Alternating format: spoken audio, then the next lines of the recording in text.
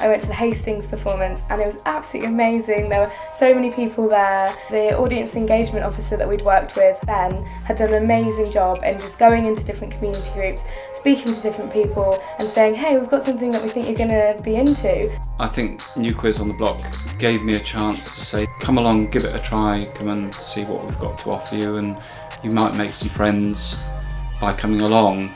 And those that did come did experience that, and I'm still engaged with those slightly more isolated people who were bowled over by New Quiz on the Block, and it opened up a whole new horizon for them. There is stuff happening, but of course there can always be more, can't there? And I think what's going to be brilliant about New Careers on the Block and about this project in general is building on what's already successfully happening here in Hastings, and really creating a space where we can all come together, you know, and that's what's most important. That's why I do what I do, because I love just creating those spaces where we can come together and we can be what we want to be with no judgment, and feel at home and feel relaxed and watch performance and use performance to think about our lives and how we interact with each other. And I know that Hastings, the people here are just going to be super open to that, because that's the kind of town it is. There are one or two venues like the St Leonard's and On the Rocks in Hastings, which are kind of specifically LGBTQI plus friendly. So there is a community and a network, but there's also a hinterland of members of that community who aren't visible. Right into Hastings.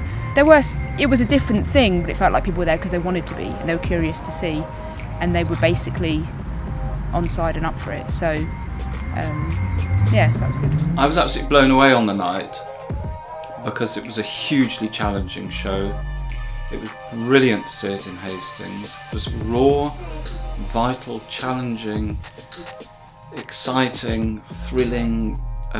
It was just absolutely brilliant, and I felt very privileged to be there, and it was great to have it on the doorstep in Hastings. Reverse racism. That's what they call it.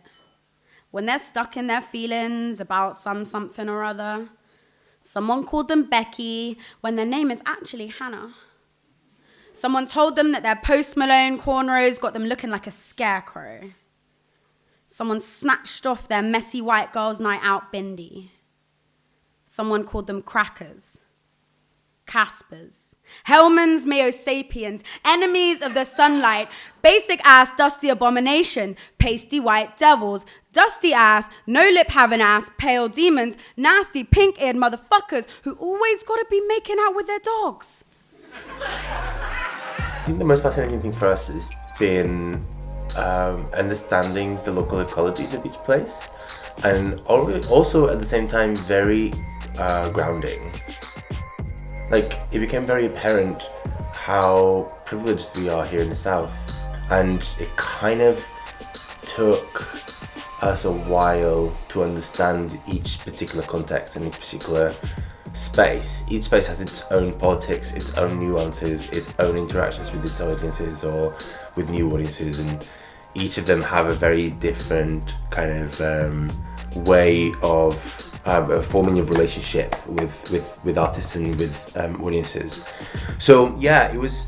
I think for us that was the biggest challenge, was understanding each individual context.